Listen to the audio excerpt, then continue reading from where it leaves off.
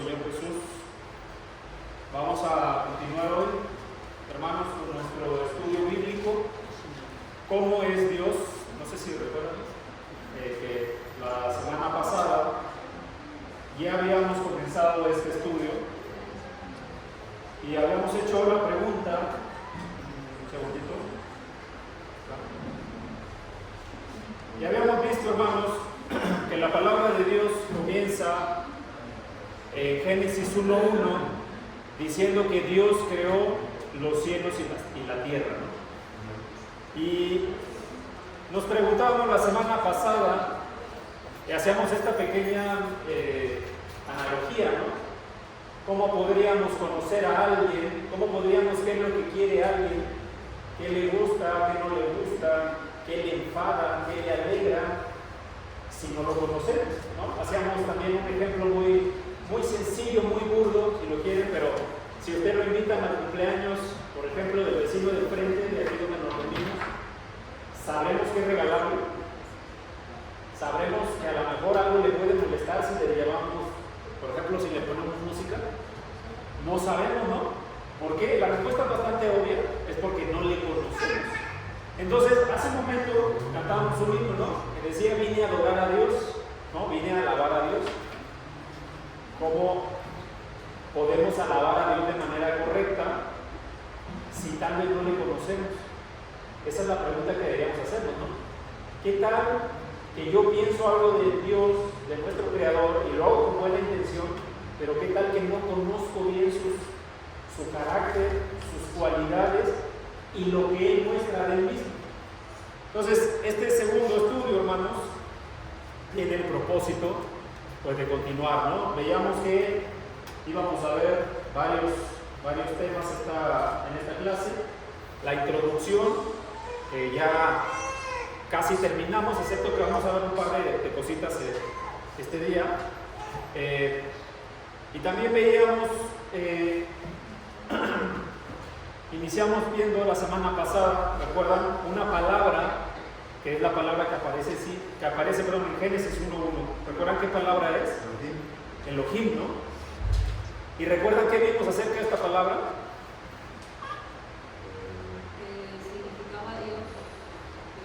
Significaba Dios, ¿qué más? Poderoso. Poderoso, ¿qué más significa? Supremo, hermanas.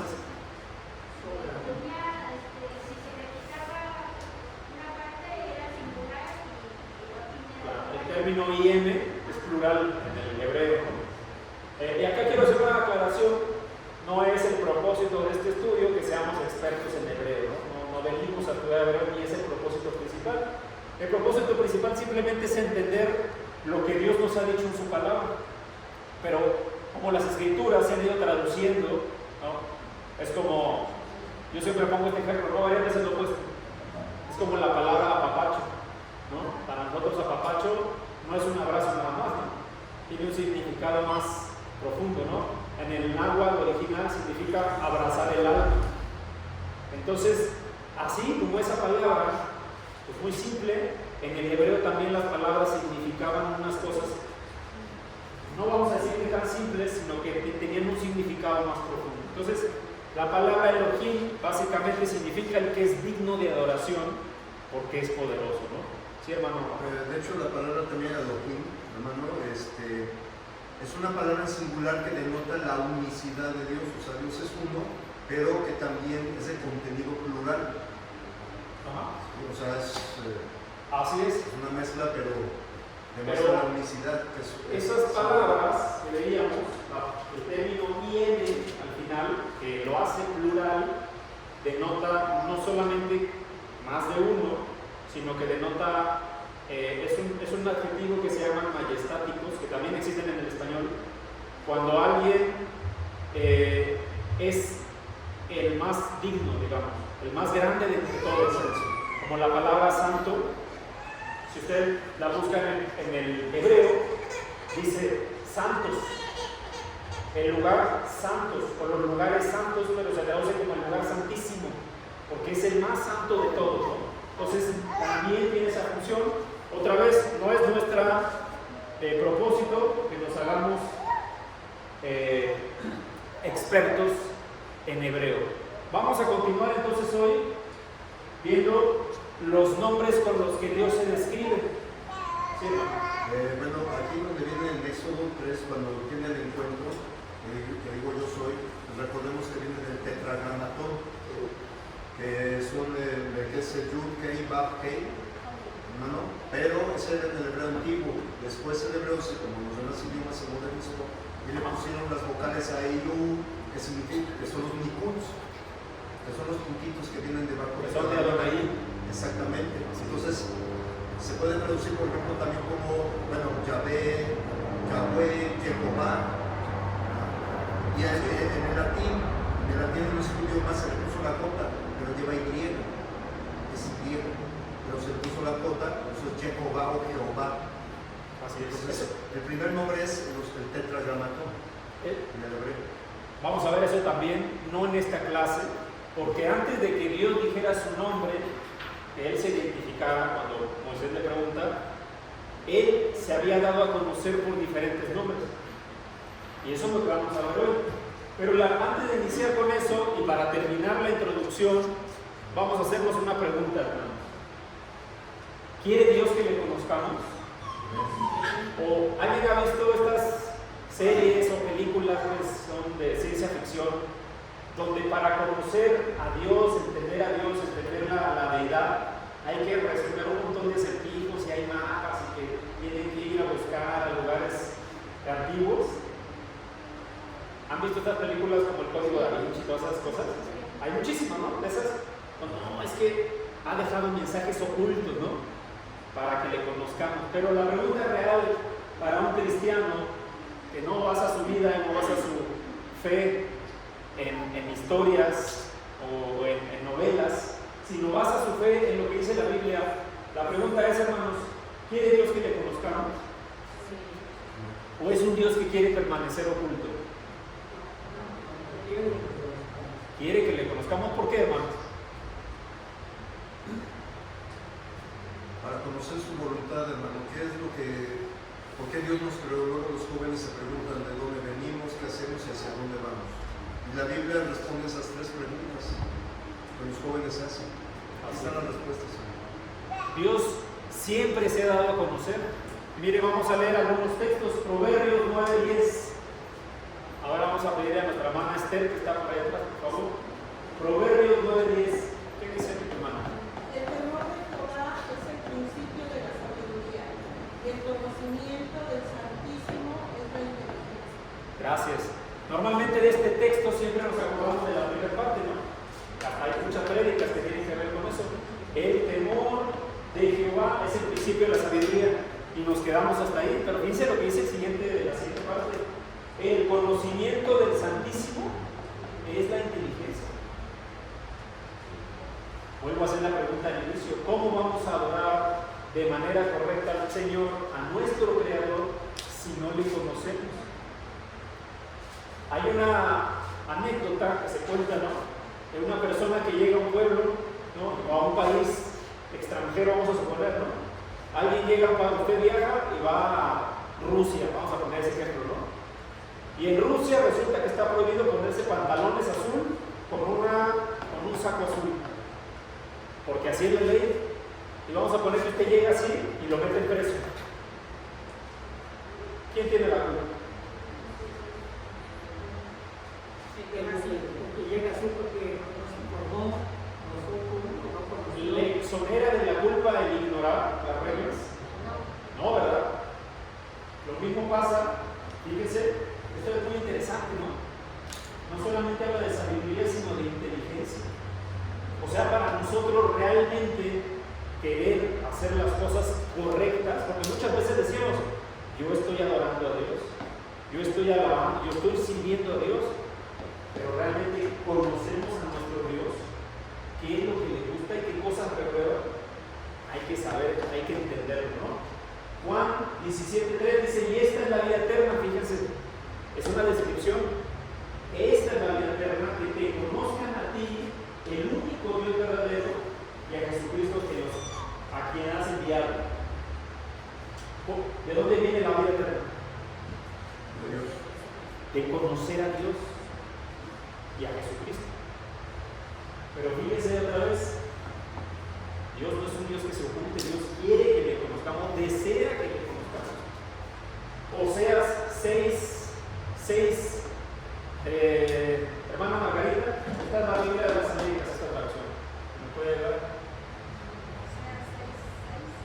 Porque más me deleito en la lealtad que en el sacrificio, más en el conocimiento de Dios en los holocaustos. Dice esta versión, la versión de las Américas, dice: me deleito más en la lealtad, en el sacrificio, y además, y más me deleito en el conocimiento de Dios que en los holocaustos. Yo estaba escuchando hace tiempo una prédica de un hermano de otro país que decía que el mayor propósito del hombre, la meta más alta, el lugar más supremo donde podemos llegar a aspirar a tener, es conocer a nuestro Dios. Eso es lo que más deberíamos hacer, buscar, entender, conocer a Dios. Entonces, entendiendo que Dios quiere que lo conozcamos y que además ese conocimiento nos hace entender la vida eterna y que es la sabiduría y que además es a lo que Dios le agrada que hagamos. Dios, otra vez, no es un Dios oculto, misterioso, que permanezca bajo misterios, acertijos. No, Dios es claro en su palabra y Él se ha dado a conocer a través de la historia bíblica de diferentes maneras. Dice la Escritura que nadie ha visto a Dios, pero Dios se ha hecho conocer. Entonces, vamos a ver los nombres con los que Dios se describe. Ya le hemos visto Elohim, ¿no? Y vamos a ver ahora Génesis 5:22. Hermano Omar, por favor. Génesis 5:22. Lo que está entre paréntesis no lo lean, por eso yo lo he puesto. Entonces, Y caminó Enoc con Dios. Después engendró a Matusalén, y los siguientes años y engendró dos hijos. gracias. Fíjense que Dios mismo se ha dado a conocer con ciertos nombres. Y esto habla, porque la palabra de Dios es inspirada por quién? Por Dios, ¿no? Por el Espíritu.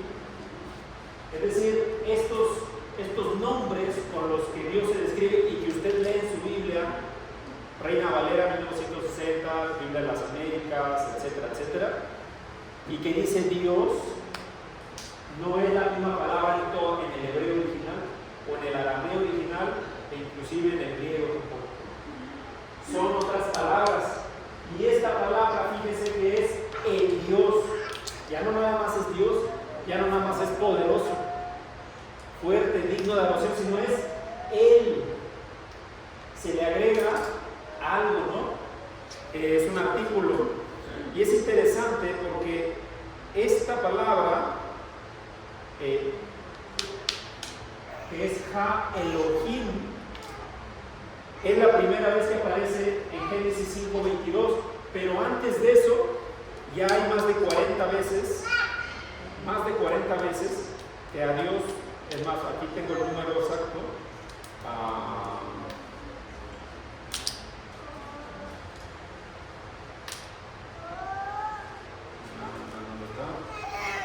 más de 42 veces ya se había descrito a Dios como Elohim nada más. Y hay un porqué, fíjense, hay un porqué muy obvio, pero que no debe ser pasado por alto, porque Dios escribió ahora el Dios. Yo puse entre paréntesis único y verdadero, porque el contexto mismo no lo dice.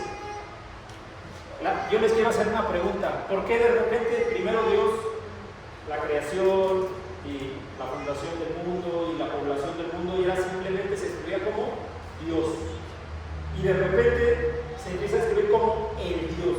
¿Alguien tiene una idea del por qué? Bueno, yo me imagino que es porque antes no estaba la humanidad y era solamente que cuando empezó la humanidad empezaron a tener ídolos y a creer en otras cosas. Exactamente, es por eso. Cuando Dios creó al hombre y estaba el hombre en el jardín del Edén, no había idolatría. Hasta ese momento no había idolatría todavía.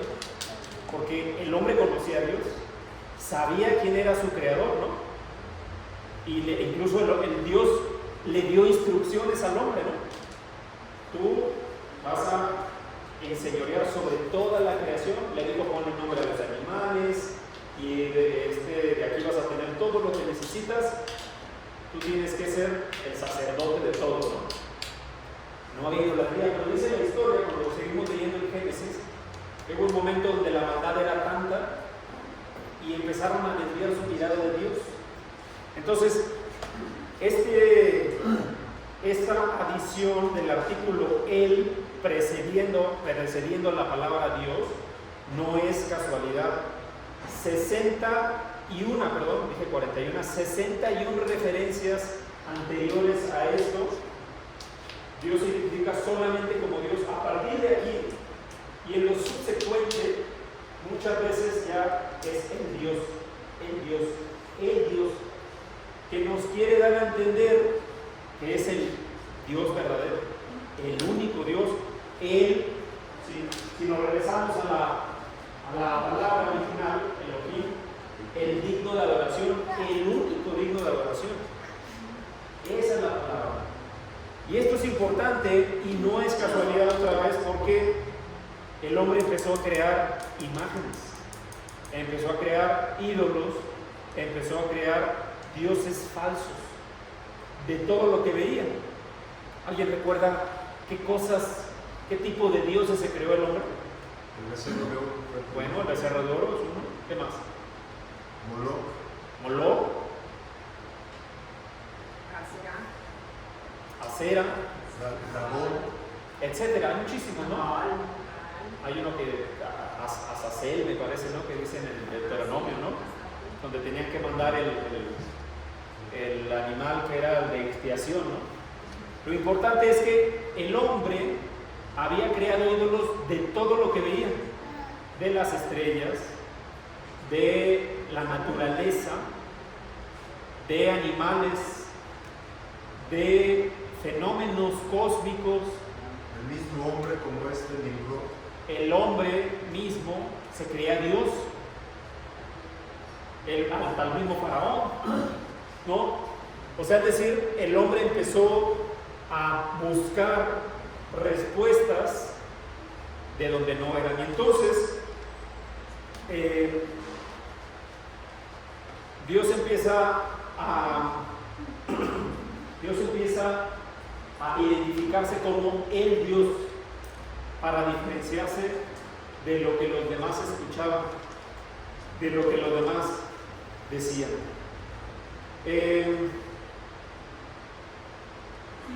¿Alguna pregunta, hermanos, con este punto? Esto es importante porque cuando Dios da la ley, ¿cuál es el primer mandamiento que da?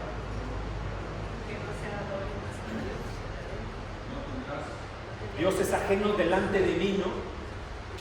¿Hace sentido esto, esta identificación ahora? Sí. Claro, ¿no?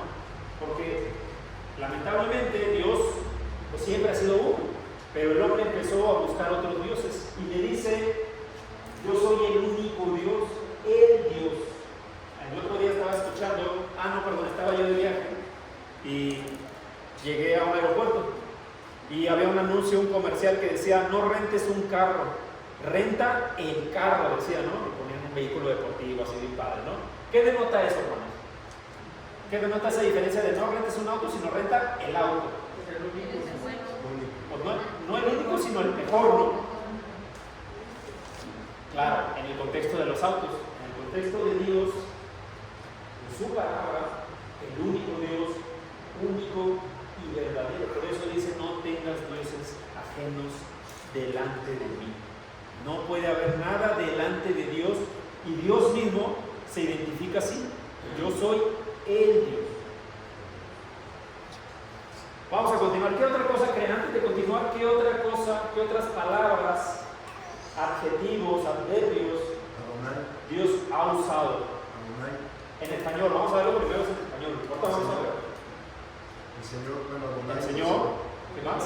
Yo soy Redentor, ok, yo soy, ¿qué más? La roca, ok. la piedra angular, ¿no? ¿También? ¿Qué más? El Padre. Ok, misericordioso. Vamos a ver, todavía entrando en el Antiguo Testamento, porque lo que queremos ver es cronológicamente, o más o menos cronológicamente, cómo Dios se ha identificado, y después hasta que un día dice, yo soy el que soy, ¿no? Lo vamos a ver en la clase siguiente, pero ahorita vamos a el Altísimo, Dios Altísimo.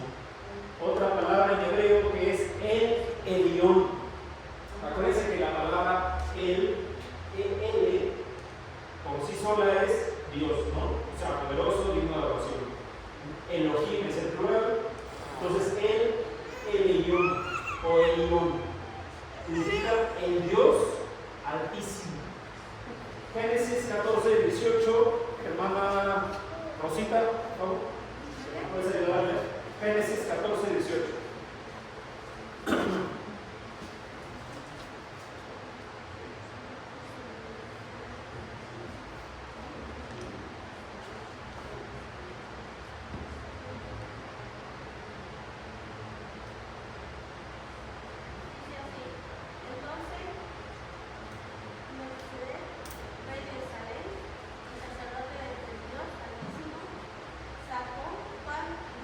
Gracias, hermano. Aquí Dios se indica como el Dios Altísimo, ¿no? Es una palabra que no es el Dios grande, el Altísimo, ¿no? Cuando nosotros pensamos en esas palabras, así como lugar, cuando escuchamos la palabra Santo y Santísimo, ¿qué pensamos? ¿Qué se nos viene a la mente? El más santo de todos. Bueno, por ejemplo, y aquí en el Altísimo, Como el más grande, el excelso. Estaba hasta arriba. exactamente, ya no hay más, ¿no? Esta palabra, la palabra Elión, sí, Elión viene de un verbo que también es parecido, que denota fuerza, fortaleza. Se refiere a Dios obviamente porque está acompañada de Él. Se podría traducir también como el Dios fuerte, el más fuerte, el único fuerte, ¿no? Este término se aplica, fíjese, para lo que es elevado, exaltado, altísimo, supremo. Y habla aquí de Melquisedec, que era el sacerdote del Dios supremo, del Dios altísimo. Pregunta. En aquel entonces había sacerdotes para otros dioses. En aquel entonces se había. Rendían culto, hacían sacrificios, inclusive hasta de personas, ¿no? Y había quien era sacerdote de eso. Por eso, aquí hay una aclaración, dice, él era el sacerdote del Dios supremo, del Dios altísimo. ¿Sí, hermano? Sí, había sacerdotes y había el sumo sacerdote, que es el que estaba por encima de los demás sacerdotes. Okay. Eso era para el pueblo de Israel, ¿no? Que Dios les había dado esas responsabilidades. Fíjense lo que dice Génesis 14, 19, que es el versículo siguiente. Vamos a ver qué nos puede ayudar con el texto. Hermanas, Génesis 14, 19. Y lo bendijo diciendo, bendito sea Abraham del Dios Altísimo, el Dios creador del cielo y de la tierra. Gracias. Yo puse ese entre paréntesis, ¿no? Para que vean qué es esa palabra. Bendito sea Abraham del Dios Altísimo. No solamente las palabras, yo quiero hacer una aclaración, las palabras con las que Dios se identifica no nada más es para diferenciarse de lo que otros pueblos hacían como dioses, para diferenciar, este es el Dios Altísimo. No nada más tiene ese propósito. ¿Qué otro propósito podría tener? ¿Qué otro propósito podría tener más allá de diferenciarse de otros dioses? Ahí dice, describirse a sí mismo. O sea, decir, Dios es un Dios supremo, altísimo, y eso nos debe pensar todo esto, hermanos, porque semanas más adelante, cuando veamos no solamente los atributos de Dios, sino el carácter de Dios, vamos a ver que estas palabras que aparecen aquí, estas descripciones que Dios da de sí mismo, no son por casualidad. Es porque Dios está dando a conocer. Cuando usted conoce a una persona, vamos a suponer, sobre todo esto pasa en las relaciones de amistad o de noviazgo, ¿no? Cuando usted va conociendo a una persona, normalmente pues en las relaciones humanas es, oye, ¿y a ti te gusta esto? ¿Y a ti te gusta esto? Y se empiezan a preguntar cosas, ¿no? Y hay un momento donde ya no se necesitan preguntar. Alguien toma la iniciativa y dice, oye, pero a mí no me gusta esto. Yo soy así. Yo prefiero estas cosas no hacerlas. O a mí me gusta mucho hacer esto. Bueno, lo que está haciendo Dios es describirse a sí mismo, así como nosotros podríamos describirnos con otra persona. Primero, entonces, dice, lo que hablamos hace rato, que Él es el Dios. Ahora Él se describe Dios mismo como el Dios altísimo, el supremo, el más excelso de todos. Y Él es digno de adoración. ¿Qué más? Dios Todopoderoso, ¿alguien ha escuchado eso? ¿No? Es uno de sus atributos, ¿no? Si cambiamos la palabra poderoso por omnipotente, es un atributo de la deidad. Lo es, ¿no? Génesis 17:1, no sé si nuestro hermano Vicente por allá al fondo lo pueda leer. Era Abraham de edad de 99 años cuando le apareció Jehová y le dijo: Yo soy el Dios Todopoderoso, anda delante de mí y sé perfecto. Gracias, hermano. Esa palabra todopoderoso es Shaddai en el hebreo. Otra vez, no queremos ser expertos en hebreo, pero es importante entender que esa palabra todopoderoso tiene un significado que significa que es omnipotente, que no hay nada que no sea posible. Y otra vez, no nada más es para diferenciarse, sino es una descripción del mismo Dios. Un Dios que, ¿qué le dijo a Abraham, hermano? Después de esto, bueno, le dice, sé perfecto y anda delante de mí. Pero ¿cuál es el contexto, hermano, que había entre Abraham y Dios en ese momento?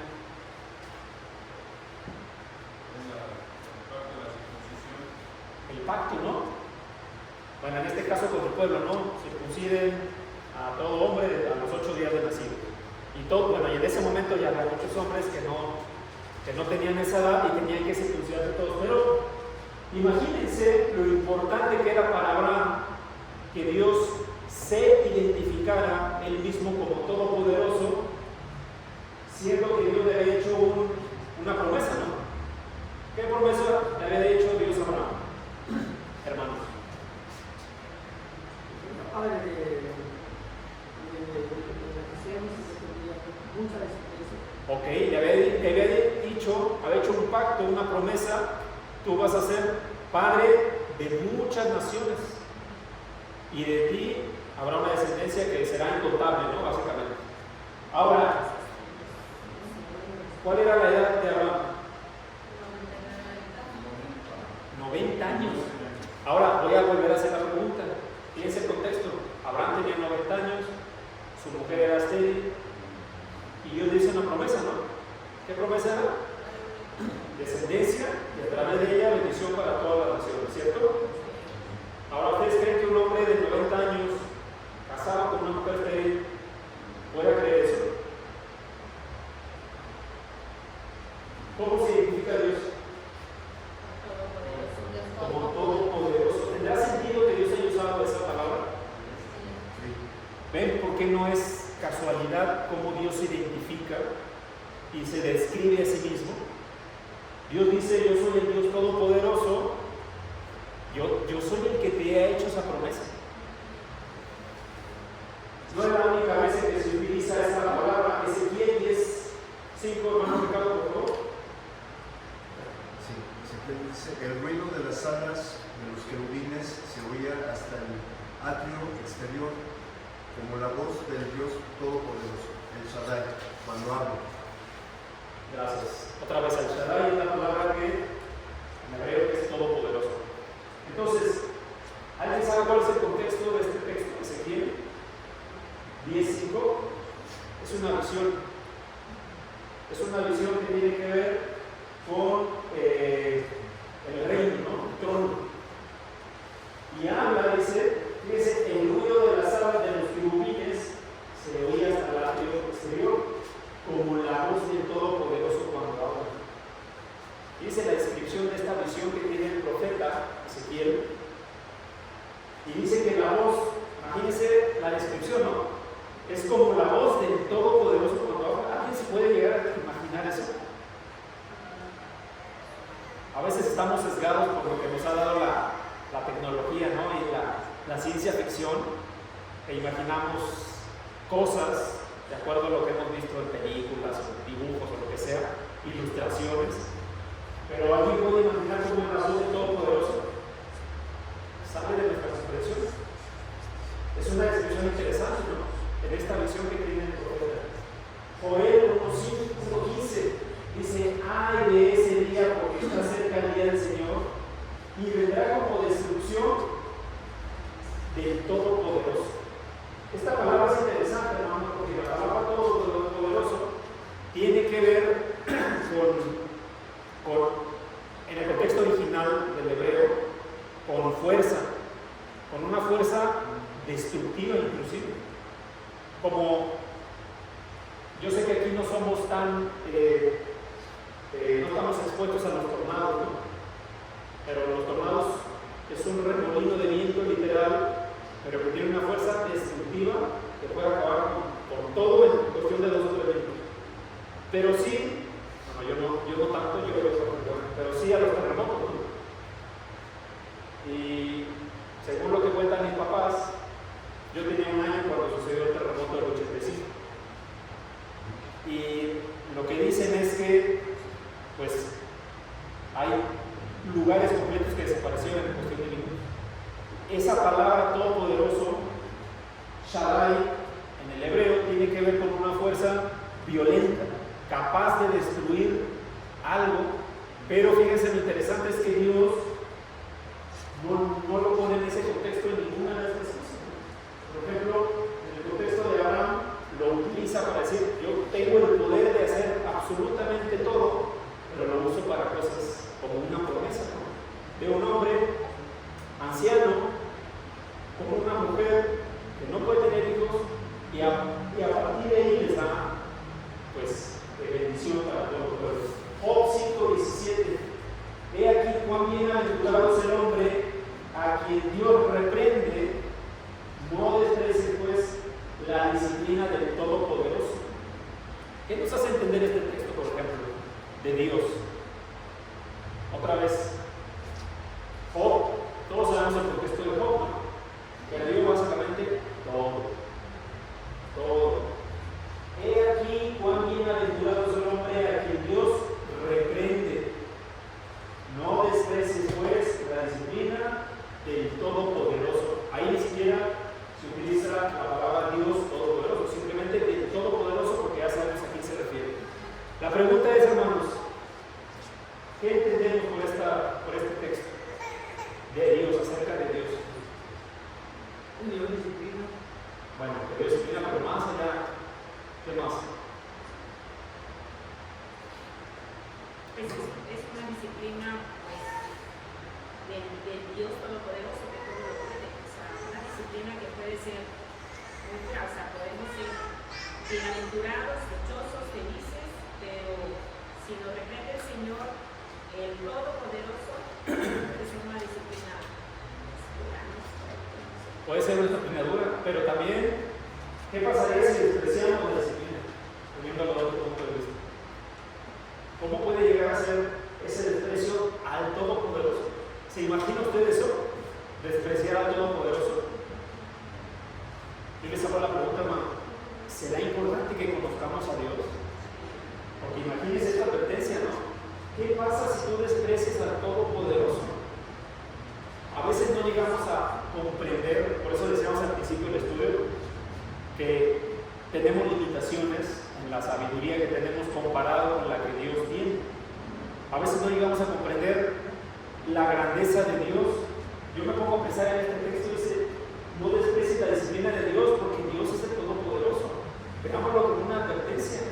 ¿Alguien se atrevería a despreciar algo del Todopoderoso? Bueno, desde la palabra que Todopoderoso, que significa destrucción, hermano, lo que no quiere Dios es caer en la ira de Dios. Si queremos saber lo que es terror, si vemos una película del exorcista, eso no es nada, hermano. Queremos saber lo que es terror, la ira de Dios. Dios no quiere que caigamos en su ira o en el castigo eterno, pero sí nos da advertencias. Y Dios sí disciplina, por supuesto que disciplina. Así es. Entonces es importante tomar esas advertencias. Exacto. Así es. Imagínense, Dios es el que creó todo de la nada, ¿no? De la nada. La palabra, cuando hacemos exégesis del texto, en Génesis dice que Dios creó los cielos y la tierra. Y esa palabra, crear, es de la nada. No transformó. Hay quien piensa que ya había un universo y que Dios tomó y que formó los planetas. No había nada. Por eso, si nosotros no conocemos que nuestro Dios que reprende es el Todopoderoso y somos personas soberbias, somos personas rebeldes, que nos rebelamos contra la disciplina de Dios, ¿se imagina usted lo que nos espera nuestra alma? Dice la Escritura, allí será el llorar y el crujir de dientes, ¿no? Es una descripción de lo terrible que va a pasar. ¿Para qué?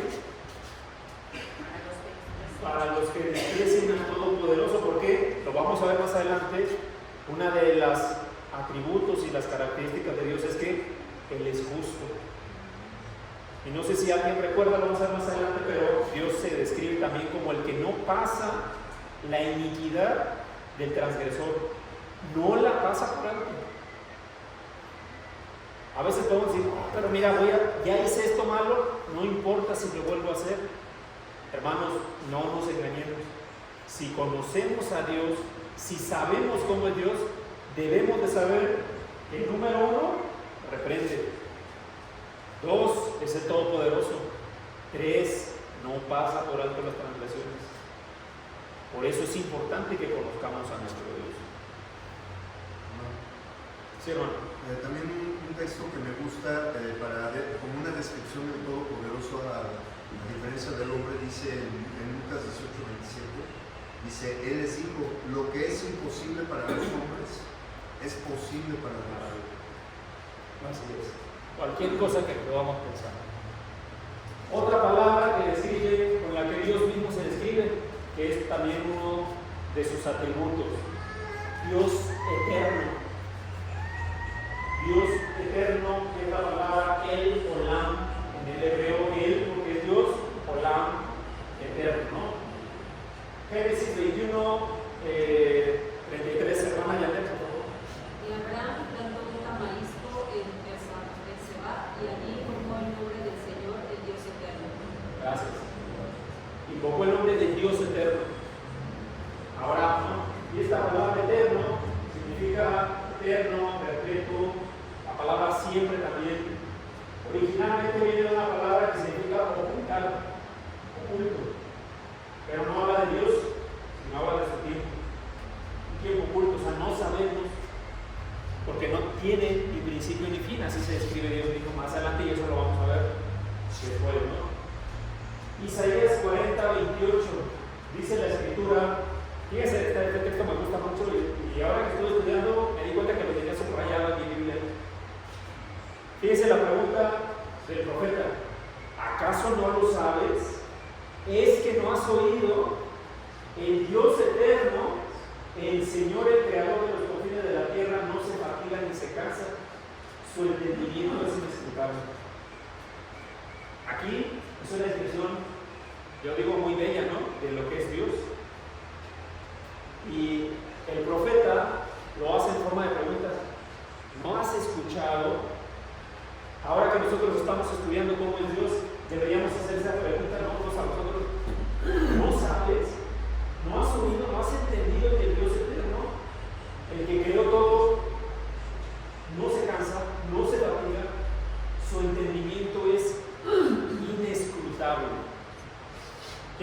aclaración, hermanos. Esta palabra, Olam, se encuentra mucho en la ley, en Deuteronomio, en Levítico, en Números y en Éxodo.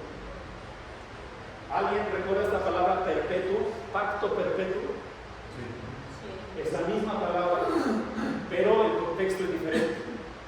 Por ejemplo, había pacto perpetuo de lavarse las manos antes de entrar al tabernáculo, ¿no? Eso está en la ley que Dios dio a través de Moisés. Dice, antes de entrar al tabernáculo tenían que lavarse las manos en este lugar que había destinado con agua, ¿no?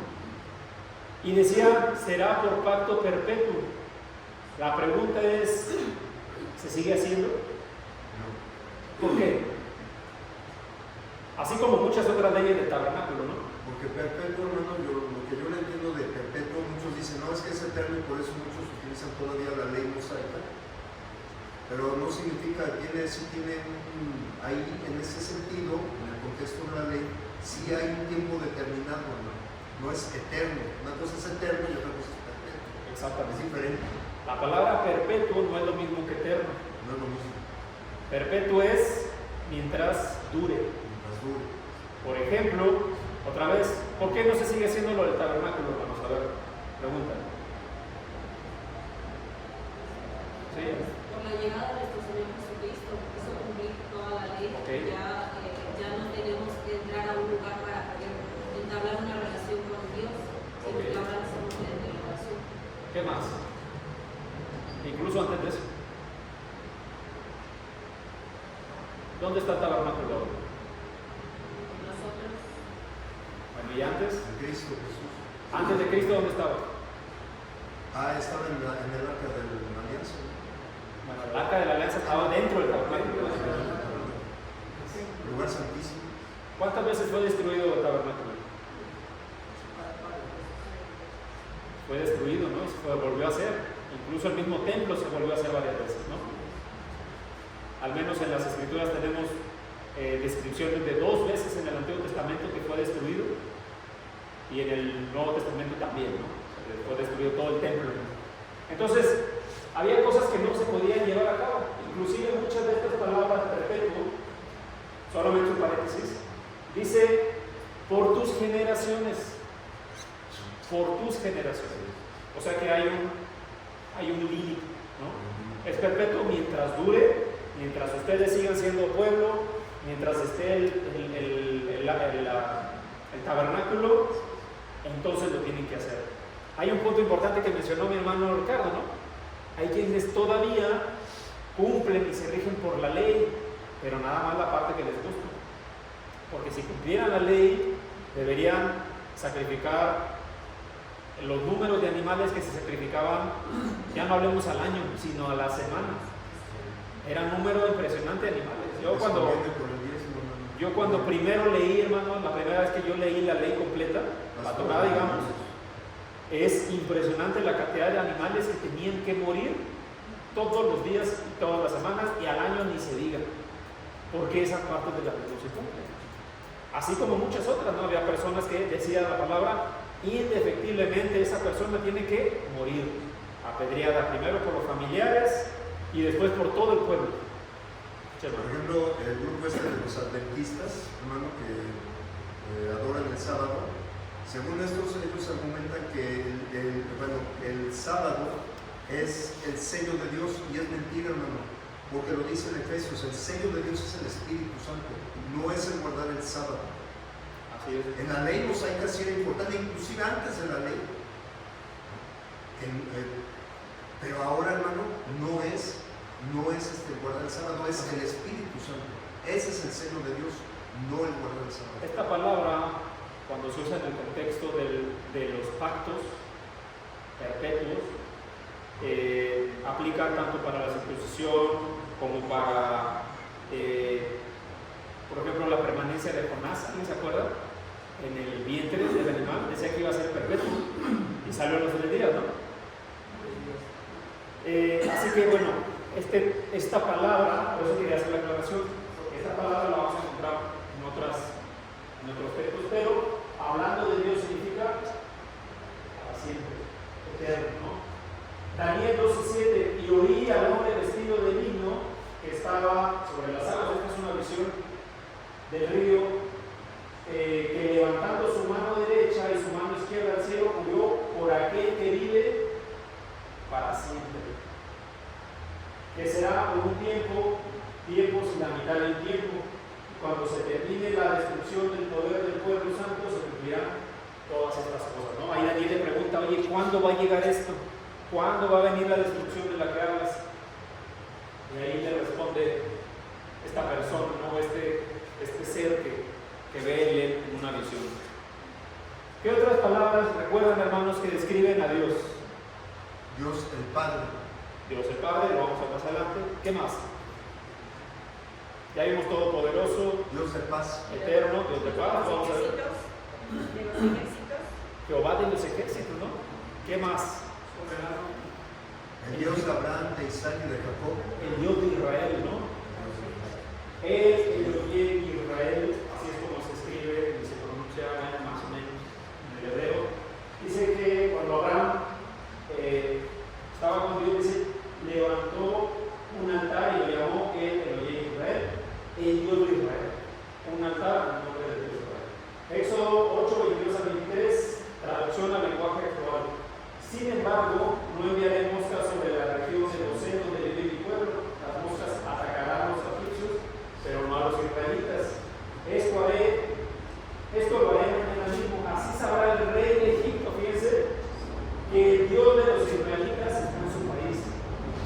El Dios de Israel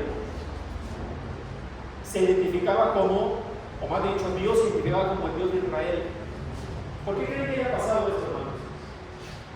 ¿Por qué era importante identificarse como el Dios de Israel y no el Dios, por ejemplo, de los amalecitas o de cualquier otro?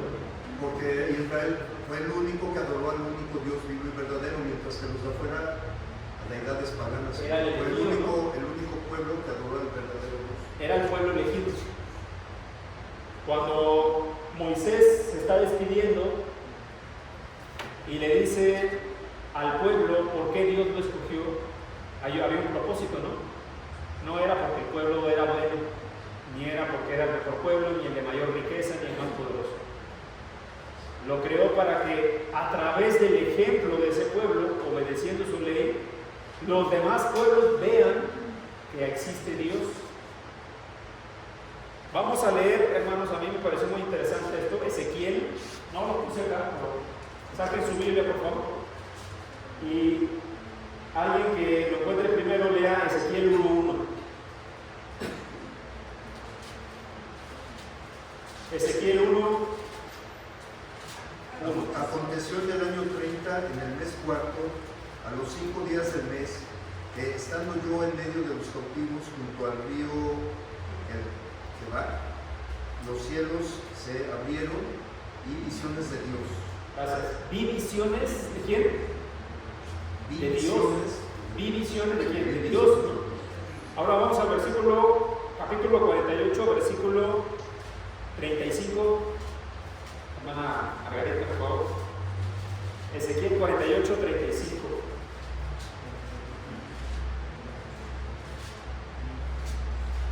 El derredor tendrá 18.000 cañas, y el nombre de la ciudad desde aquel día será Jehová. Fíjense cómo empieza, dice el capítulo 1, versículo 1, dice, vi visiones de Dios. O sea que Dios le dio visiones a Ezequiel para conocerlo, ¿no? Y al final termina diciendo, el nombre de la ciudad aquel día será Jehová Sama, que significa Jehová allí, en ese lugar presente. Pero ¿saben qué es lo interesante, hermanos? Que si ustedes leen todo el libro de Ezequiel, por ejemplo, Ezequiel 6, versículo 7, fíjense lo que dice, y sabréis que yo soy Jehová. Versículo 10, sabrán que yo soy Jehová. Versículo 13, y sabréis que yo soy Jehová. Capítulo 7, versículo 4, dice, y sabréis que yo soy Jehová. Y no lo voy a seguir porque si ustedes leen todos los capítulos que siguen, Dios menciona muchas veces, y sabrán que hay Dios, sabrán que yo soy Jehová, conocerán que yo soy Dios. ¿Ven algún patrón en esto? ¿Qué es lo que quería Dios? Que le conociera, ¿no? Por medio de ciertas cosas, por medio de ciertas acciones, por medio de actos que describían a Dios mismo. Dios quiere que se le conozca. Y en este caso, le estaba hablando al pueblo de Israel, y por medio del ejemplo del pueblo de Israel, los demás pueblos tenían que ver que era Dios. A mí me pareció muy curioso algunas cosas de la ley, y ya no me voy a meter tanto porque me voy a desviar, pero, por ejemplo, el pueblo de Israel tenía prohibido mezclar cosas. Si usaba ropa de lino, no podía usar ropa de algodón, por ejemplo. Tenía que ser toda de lino y toda de un color. No podía ponerse colores como de rayas, por ejemplo, ¿no? No podían mezclar alimentos. Tenían que comer solamente los alimentos que Dios había dicho purificados, ¿no? Los alimentos puros. Los inmundos no podían comer. Tenían que respetar las leyes, los calendarios de festividades que Dios les daba. Y si ustedes se ponen a ver las culturas que había en ese momento, y además tenían un solo Dios, todas las demás culturas eran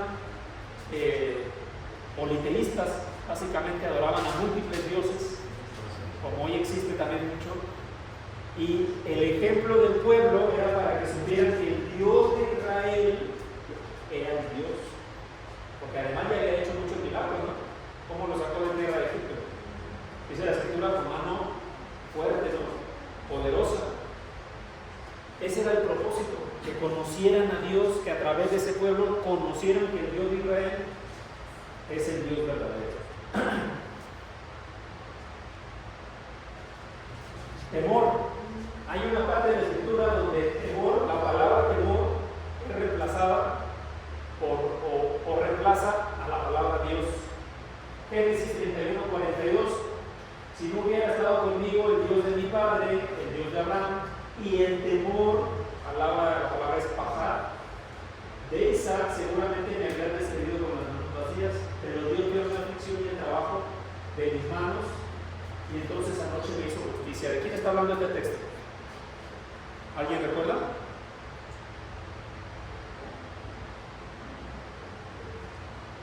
Génesis, está hablando de Jacob. Cuando Jacob huye de Labán.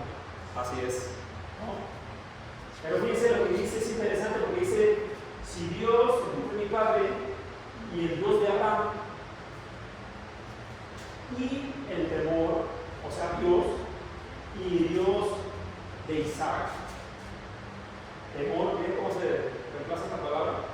Si ustedes buscan otras versiones, me parece que es en nueva versión, no, en traducción al lenguaje actual, hay una que dice Dios, y el Dios del temor de Isaac. El punto es que esta palabra se utiliza reemplazando a Dios, y esa palabra significa, no es un terror, como decía el hermano Ricardo, de que uno ve una película y le da miedo, ¿no?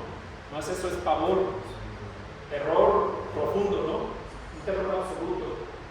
Incluso en el diccionario Strong se define como alarma.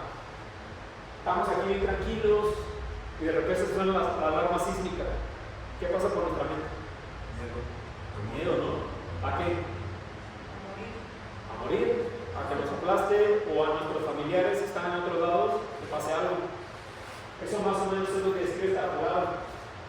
Ese temor que debería representar el fallar a Dios, ¿no? Deuteronomio 11:25, nunca nadie podrá derrotarlos porque su Dios hará que todas las naciones tiemblen de miedo. ¿Por qué? Porque Dios así lo ha prometido, dice. Primer libro de Samuel 11:7. Tomó entonces 2 toros y los partió en pedazos. Luego dio mensajeros por todo Israel por los pedazos de los toros, y con este mensaje: así despedazaré el ganado de quienes no se unan a mí y a Samuel en esta guerra. Dios hizo que los israelitas se llenaran de miedo. ¿Por qué? Porque era el mensaje de Dios, que despierta temor en los enemigos de Dios, en sus propios enemigos. ¿Se acuerdan cuando cuando el Señor Jesús sanó a un hombre que estaba endemoniado? ¿Cuál fue la respuesta de este demonio? Dice la escritura que tuvo miedo, ¿no? ¿no? ¿Qué tienes contra nosotros? ¿No? Todavía no es nuestro tiempo. Y le rogaron, dice, le rogó que lo dejara salir. Ese es el miedo de quien conoce, de quien sabe el poder de Dios, ¿sí, hermano? Por ejemplo, también cuando Noé, como dice, con temor preparó el arca. Así es. Imagínense la responsabilidad, ¿no? ¿Qué más? El fuerte, el todopoderoso, el valiente. Esta palabra es Abir, palabra del hebreo. Génesis 49:24. Pero su arco permaneció firme y sus brazos fueron ágiles por las manos del poderoso. La palabra es Abir. ¿A quién se refiere esta palabra del poderoso? A Dios. Está reemplazando a Dios. Dios se describe como el poderoso de Jacob. De ahí es el pastor, la roca de Israel. La palabra Abir se utiliza en 4 contextos y aquí no voy a extender un poquito más porque me pareció muy interesante.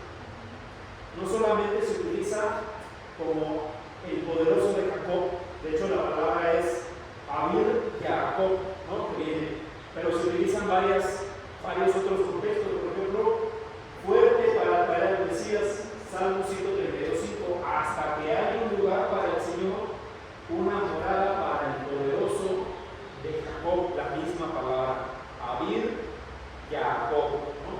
El fuerte, el poderoso. Si usted lee el Salmo 132 completo, es una profecía en forma de canto con respecto a la venida del Señor Jesús. El Señor. Y David está diciendo que él quiere hallar lugar. ¿Se acuerdan que David quería construir el templo? Pues es la morada que quería hacer. ¿Para quién? Para el poderoso. También fuerte para purificar y restaurar a Jerusalén. Isaías 1:24. Por lo tanto, declara el Señor Dios de los ejércitos, el poderoso Abir de Israel, me libraré de mis adversarios y me vengaré de mis enemigos. Hablando de la nación, el pueblo de Israel, en este caso de Jerusalén, que ya había sido atacada, invadida, ya le habían destruido, el pueblo estaba disperso, había muchas cosas, ¿no? Pero Dios promete purificar y restaurar. ¿Quién? El poderoso. El poderoso, ¿no? Para corregir las injusticias, Isaías 49:26, haré comer a tus opresores su propia carne y no como con vino dulce, con su sangre se embriagarán, y toda la carne sabrá que yo, el Señor, soy tu Salvador y el Redentor, el poderoso de Jacob. Otra vez la misma palabra, ¿no? Abir, Jacob, el poderoso. Fíjense el contexto en el que están todas estas cosas, ¿no? Habla de la venganza de Dios, de lo que Dios es capaz de hacer con su pueblo. Y esta es una visión del profeta Isaías. En el Nuevo Traducción Internacional de la Puse dice: te alimentarás con la leche de las naciones, con la riqueza de los reyes serás amamantada. Sabrás entonces que yo, el Señor, soy tu Salvador, que yo, el poderoso de Jacob, soy tu Redentor. Si ustedes leen esta profecía, habla del poder que tiene Dios para abrir las puertas del cielo. En este caso, abrir el reino, que habla de la iglesia, esta profecía. Pero el que tiene el poder, ¿quién es? Dice aquí el poderoso de Jacob, Dios. Sí, hermano. En este texto que todos conocemos, en Isaías 9:6, cómo describe al niño que iba a nacer, y una de esas descripciones es Dios fuerte. Dios fuerte. O probablemente la misma palabra, ¿no? Abir. ¿Qué otra palabra? Celoso. Estas últimas palabras que estoy poniendo ya ni siquiera van acompañadas de la palabra Él, que significa Dios poderoso, digno de adoración. Simplemente celoso. Éxodo 34:14. Hermana Ceci, por favor, si alcanzan a ver. Éxodo 34:14.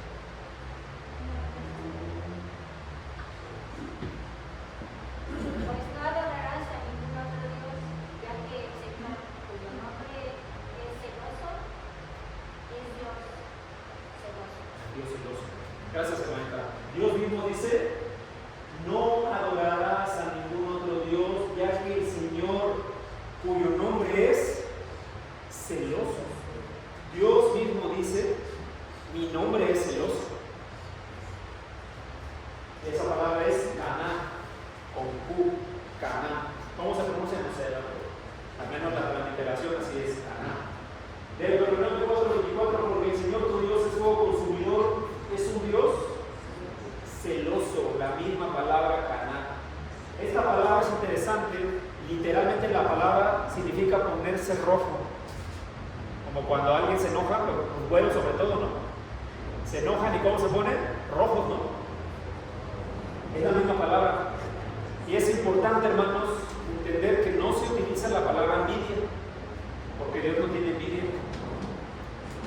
Esto es lo que Dios exige del hombre. Escucha, oh Israel, el Señor, nuestro Dios, el Señor uno es. Adorarás al Señor tu Dios con todo tu corazón, con toda tu alma y con toda tu fuerza. Y estas palabras que yo te mando hoy estarán sobre tu corazón. ¿Alguien conoce esta frase? Esto tiene un significado muy especial en el pueblo hebreo. Esto se llama la Shema. Y es algo que utilizaba y lo siguen utilizando los judíos todos los días en la mañana, es la oración por la que ellos se despiertan siempre. En la línea aérea de Israel, tienen una placa, ¿no? Con la Shema, porque es parte de la ley de ellos todavía. La Shema significa Shema porque esta palabra escucha, esta me veo Shema. Pero no me sé eso. Y esto, fíjese, es con lo que el pueblo todos los días tenía que orar esto. Escucha, oh Israel, el Señor nuestro Dios, uno es, y luego hace esto que el Señor pide. Ahora, ¿por qué celoso? ¿Quién es el creador? Dios.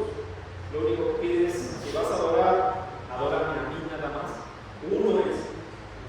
Y lo que exige Dios es solo todo tu corazón, solamente toda tu alma y solamente todas tus fuerzas. ¿Sí, hermano? También decía que era el tema, que era la instrucción transmitida de generación a generación. Se tenía que transmitir.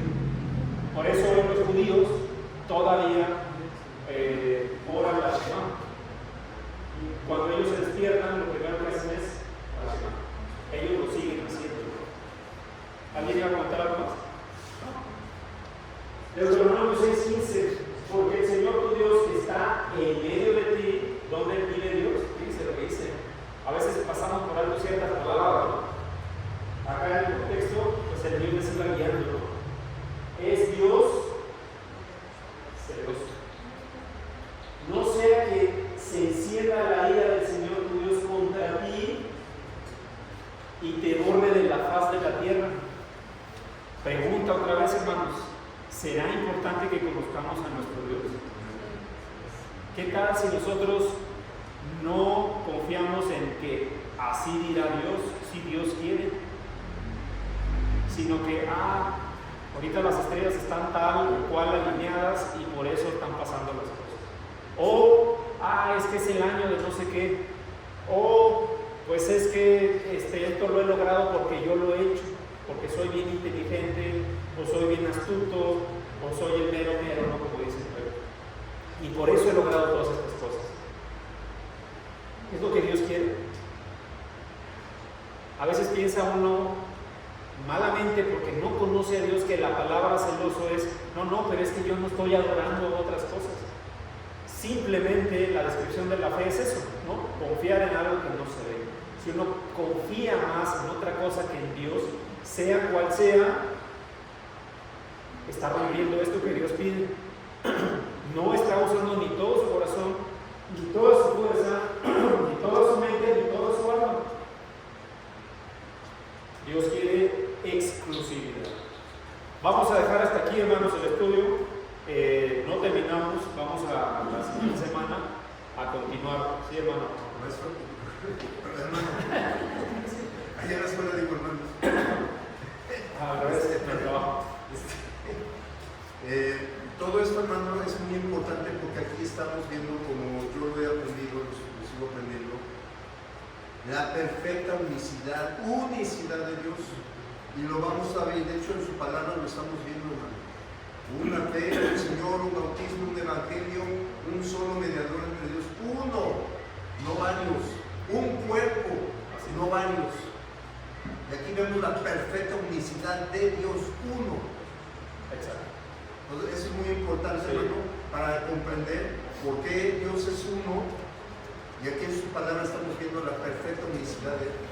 Si Dios permite, cuando terminemos esta serie de estudios de cómo es Dios, vamos a traer una serie de estudios que tiene que ver con lo que dice el hermano. Se llama un estudio acerca de la deidad. Ya vimos el Hijo, ¿no? Que lo dio nuestro hermano Ricardo. Estamos viendo Dios, el Padre, cómo es Dios. Y vamos a terminar con una serie de estudios, seguramente también lo va a llevar mucho domingo, que se llama, otra vez, un estudio acerca de la deidad. Comentarios, hermanos, ¿qué les parece? ¿Cómo hemos conocido a nuestro Dios hoy? Él nos ha dicho, nos ha revelado cómo es. Debemos conocerlo para no equivocarnos y no pensar que, pues tal vez esto sí le gusta a Dios, tal vez Dios no se fija tanto en esto porque es un Dios de misericordia. Hay que conocerlo. Sí, hermana. Pues es muy importante que estos estudios